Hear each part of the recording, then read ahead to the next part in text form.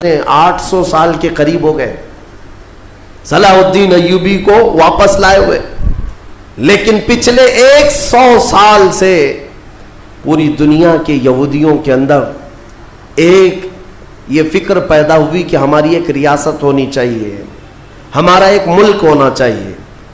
یہ مارے پوری دنیا میں پھر رہے تھے۔ ہٹلر نے ان کو مارا تو امریکہ میں چلے گئے، امریکہ میں مارے گئے تو برطانیہ میں گئے، برطانیہ سے فرانس میں گئے، جگہ جگہ یہ تھوڑے آباد ہوتے رہے۔ اور اس کے بعد پھر ان کے اندر ایک تحریک پیدا ہوئی 18ویں صدی عیسوی میں کہ تمہاری اپنی ایک ریاست ہونی چاہیے۔ تو ان کی اپنی ریاست، اتنا اپنا ملک چاہیے، کہاں؟ وہی مقدس زمین جو تمہارے باپ داداؤں کی، کیونکہ یہودی یعقوب علیہ السلام کی اولاد میں اپنے آپ کو کہتے ہیں۔ تو اس سرزمین پر جانے کے لیے کوششیں کرتے رہے، لیکن فلسطین اس زمانے میں خلافت عثمانیہ کا حصہ تھی، جو ترکی کے بادشاہ تھے۔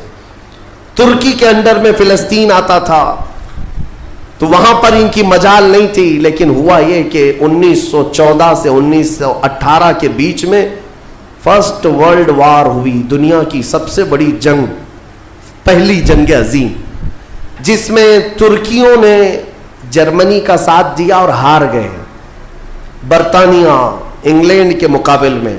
تو ہارنے کی وجہ سے ہوا یہ کہ ترکی کی ساری خلافت ختم ہو گئی، خلافت عثمانیہ کے ٹکڑے ٹکڑے ہو گئے۔ 50 ملکوں پر ان کی اکیلی حکومت تھی، سب ٹکڑے ہو گئے، ترکی کو سب ختم کر دیا گیا، خلافت ختم کر دی گئی۔ یہ 1920 میں خلافت ختم کر دی گئی، اور پھر برطانیہ انگلینڈ کے تسلط میں، اس کے قبضے میں فلسطین بھی آیا۔ یہ وہ زمانہ تھا جب ہمارا انڈیا بھی انگلینڈ کے انڈر میں تھا، ہمارا بھارت بھی۔ برطانیہ ہر ملک فتح کرتے ہوئے اپنے اندر لیتے جا رہے تھے، یہ انگریزوں کی عادت تھی۔ تو فلسطین بھی ان کے اندر میں تھا۔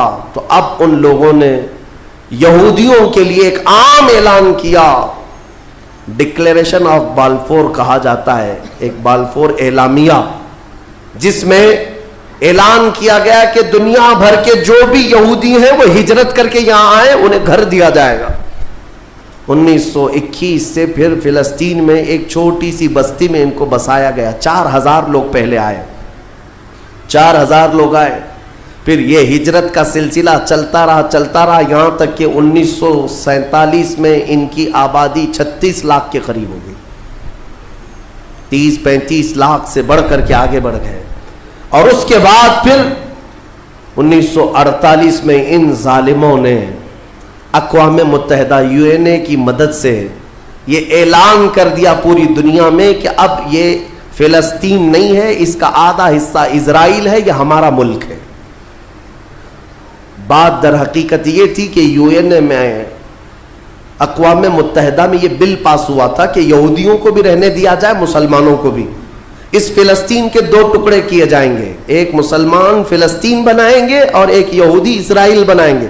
آج بھی یہ اقوام متحدہ UN کا یہ بل آج بھی موجود ہے۔ اقوام متحدہ سے یہ بل پاس ہوا، یہودی تو مان گئے، لیکن پورے عرب کے مسلمان اس کے خلاف تھے کہ عربوں کے بیچوں بیچ ایک یہودی ریاست کیسے قائم ہو سکتی ہے؟ یہ ہمارا مقدس معاملہ ہے، مقدس سرزمین سے ہمارا تعلق ہے۔ احتجاج کرتے رہے، لیکن ان یہودیوں نے مال کے ذریعے، عورتوں کے ذریعے سارے عرب ملکوں کے جو بادشاہ تھے ان تک اپنا تسلط جما لیا۔ کئی ایسے عرب بادشاہ ہیں جن کی بیویاں یہودی ہیں، ان کے گھروں تک یہ پہنچ گئے اور ان کو ایسا نیوٹرل کر دیا کہ اب وہ فلسطین کے بارے میں بات نہ کریں۔ ہوا یہ کہ اسرائیل تو بن گیا، لیکن آج تک فلسطین نہیں بن سکا۔ فلسطین کا وجود دنیا نہیں دکھاتی، گوگل میں چیک کرو تو نہیں بتاتا، فلسطین کوئی جگہ ہی نہیں۔ میرے عزیزو، ہر 10 سال پر یہ زمین کو ہڑپتے آج پورا وہ ارض مقدس جس کو فلسطین کہا جاتا ہے 90% یہودیوں کے قبضے میں آ گیا۔ اقوام متحدہ سے یہ بھی بل پاس ہوا تھا کہ آدھا کر لیا جائے، اسرائیل ایک ریاست، فلسطین ایک ریاست، لیکن بیت المقدس جو ہے، مسجد اقصیٰ، وہ دونوں کے انڈر میں نہیں رہے گی، یہ اقوام متحدہ کے انڈر میں، یہ خود مختار رہے۔ کیونکہ یہاں یہودیوں کا بھی تعلق ہے, عیسائیوں کا بھی ہے, مسلمانوں کا ہے, سب کو یہاں آنا جانے کی اجازت رہے گی, کسی کے انڈر میں نہیں رہے گا. یہ پاس ہوا تھا. لیکن آج حالات یہ ہے کہ اس بیت المقدس کی دیواروں پر, دروازوں پر یہ وحشی ظالم اسرائیلی بندوق تانے آج بھی کھڑے ہوئے. یہ جسے اندر جانے دیں وہ جائے گا. پوری دنیا اپنی آنکھوں سے دیکھ رہی ہے ان کی خیانت, ان کی غداری کو, لیکن کوئی ایک جملہ تک نہیں کہتا کہ اسرائیل دہشت گرد ہے. آپ کو میں ایک آنکڑے اگر بتاؤں تو آپ کے رونگٹے کھڑے ہو جائیں. انہوں نے فلسطین کے مسلمانوں میں سے اب تک 2.5 لاکھ صرف بچوں کو قتل کیا ہے ان اسرائیلیوں نے. آج بھی یہ ڈیٹا موجود ہے, انٹرنیٹ پہ موجود ہے, بڑی بڑی ویب سائٹس ہیں, انہوں نے شو کیا. اقوام متحدہ کی بھی رپورٹ موجود ہے کہ فلسطین کے کتنے مارے گئے. ان دونوں کی جنگ میں 24 لوگ اگر مارے جاتے ہیں تو 23 فلسطینی ہوتے ہیں, 1 اسرائیلی ہوتا ہے. پھر بھی دہشت گرد فلسطین ہے, آتنکواد فلسطین ہے. میرے عزیزو, یہ دنیا جو دوہرا کھیل کھیل رہی ہے اس کو کون بتائے گا آخر؟ وہاں جمعہ کی نماز پڑھنے کے لیے مومنین آج بھی جاتے ہیں, ان پر گولیاں برسا دی جاتی ہیں, لیکن ان جیال مسلمانوں کو ہزاروں سلام جو تلواروں کے سائے میں بھی میرے مولا کی عبادت خشوع و خضوع سے کرتے. میں خود گیا اور دیکھا ہوں, چھوٹے چھوٹے سے بچے, 6 سال کے, 8 سال کے بچے ملنے کے لیے آتے ہیں, اور یہ پورے اسلحے میں لیس فوجی کھڑے رہتے ہیں. چھوٹا سا بچہ ان کی گن کو یوں گھماتا ہے اور مسجد میں اندر آتا ہے. ایسا لگتا ہے جیسے وہ کھلونے کو پکڑ رہا ہے. میرے عزیزو, یہ بھی حدیث پاک کے ذریعے سے میں بتاتا ہوں. میرے آقا صلی اللہ علیہ وسلم فرماتے ہیں میری امت کا ایک حصہ قیامت تک باطل سے لڑتا رہے گا, قیامت تک باطل سے لڑتا رہے گا, اور ان کی مخالفت کرنے والوں کا ان پر کچھ بھی اثر نہیں ہوگا, اور دنیا میں کوئی بلا بھی پھیلے تو اس جماعت پر کچھ اثر نہیں ہوگا. صحابہ نے پوچھا یا رسول اللہ آپ کی امت کا وہ حصہ کون ہے؟ میرے آقا فرماتے ہیں بیت المقدس کے آس پاس رہنے والے مومنین کی جماعت ہے. ان کی فضیلت میں میرے آقا نے فرمایا قیامت تک لڑتے رہیں گے, قیامت تک, اور ان کی خلاف کرنے والوں کا ان پر کچھ بھی اثر نہیں ہوگا. اور ہم دیکھ رہے ہیں, ارے بڑی بڑی عمارتیں ایک بم سے گرا دیا, دوسرے دن ان کے آس پاس ان کی گاڑیاں بھی چل رہی ہیں, دکانیں بھی چل رہی ہیں, بازار بھی چل رہا ہے. کل رات کو فائرنگ ہوئی, 50 لوگ بیت المقدس سے اٹھا کر کے لاشیں لے گئے. دوسرے دن جا کر کے دیکھے تو عصر کے بعد عورتیں اپنے بچوں کے ساتھ روٹیاں سینڈوچ کھاتی ہوئی بیٹھی ہوئی ہیں. مطلب یہ ہے کہ نہ موت کا ان کے اندر خوف ہے, نہ ظالموں کے تسلط کا ڈر ہے. ہاں یہ بھی اللہ تعالیٰ کی طرف سے ہوتا ہے کہ مولا جب کسی کا دل کشادہ کرے تو بڑے بڑے پہاڑوں سے بھی انہیں ڈر نہیں لگتا. اور ایک حدیث میرے آقا صلی اللہ علیہ وسلم نے فرمایا کہ سید البقاع بیت المقدس, سید الصخرۃ صخرۃ بیت المقدس. حضور نے فرمایا پوری روئے زمین کا سردار جو حصہ ہے وہ بیت المقدس کا حصہ, سردار حصہ. اور گنبدوں میں اگر سردار گنبد ہے تو بیت المقدس کا گنبد ہے, یہ میرے آقا نے فرمایا. اور حضور فرماتے ہیں تم دیکھنا کہ اخیر زمانے میں سارے لوگ اس زمین کی طرف ہجرت کر جائیں گے. جب ایسی ہجرت کا وقت آ جائے حضور فرماتے ہیں فَلْزَمْهُمْ, تم لازم پکڑ لینا اس جماعت کے ساتھ چلے جانا, کیونکہ خیر پوری دنیا میں صرف وہی ہوگا اور کہیں نہیں ہوگا. اور آج جو حالات دیکھ رہے ہیں نا, یہودیوں کا تسلط ہے, ان کا قبضہ ہے. میرے عزیزو چند دنوں کی بات ہے, میں قرآن سے اور حدیث سے, وقت ہوتا تو میں آج, چونکہ یہ جمعۃ الوداع ہے اور یوم قدس کے نام سے پوری دنیا آج منا رہی ہے, اس لیے میں نے تمہارے سامنے یہ باتیں رکھی ہیں. بیت المقدس کیا ہے؟ بیت المقدس کے بارے میں میرے آقا صلی اللہ علیہ وسلم نے فرمایا یہ ہمیشہ اب یہودیوں کے تسلط میں نہیں جائے گا. یہ میرا یقین ہے, دنیا ٹل سکتی ہے مگر میرے مصطفیٰ کا فرمان نہیں ٹلے گا. میرے آقا نے اگر فرمایا ہے تو وہ ہو کر رہے گا. حضور فرماتے ہیں خراسان سے ایک جماعت آئے گی, خراسان سے.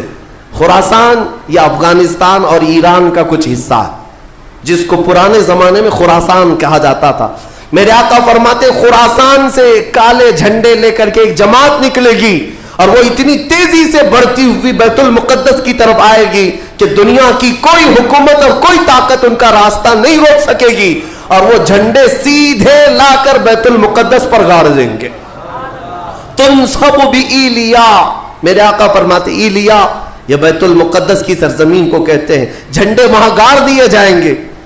اور حضور اکرم صلی اللہ تعالیٰ علیہ وسلم نے یہ بھی فرمایا جب تم دیکھنا کہ یہ یروشلم بیت المقدس دار الخلافہ بن جائے، دار الخلافہ کا مطلب راجدھانی، حکومت کرنے کی جگہ بن جائے، میرے آقا صلی اللہ علیہ وسلم فرماتے ہیں فقد دنت الزلازل والبلایا والامور، حضور فرماتے ہیں تو پھر دیکھنا بڑے بڑے زلزلے آئیں گے دنیا میں۔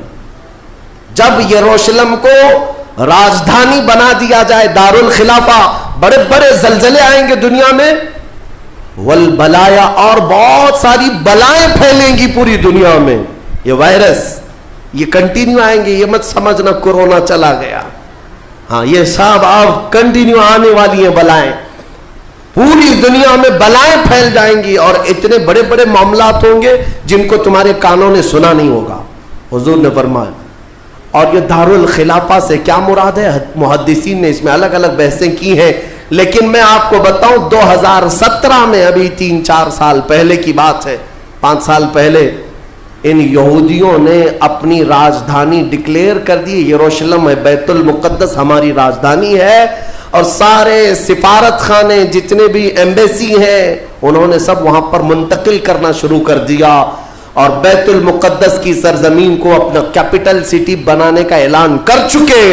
اور میرے آقا کی حدیث صادق آ رہی ہے جب وہ راجدھانی بنے گی اب بڑے بڑے زلزلے ہوں گے اور پوری دنیا میں بلائیں پھیلیں گی اور بڑے بڑے معاملات ہوں گے، اور پھر اس کے بعد میرے آقا صلی اللہ علیہ وسلم فرماتے ہیں ایک دور ایسا آئے گا کہ اللہ ان کو ذلیل و رسوا کر کے اس زمین سے نکالے گا، اور ایک امام برحق کے جھنڈے تلے مومنین جمع ہوں گے۔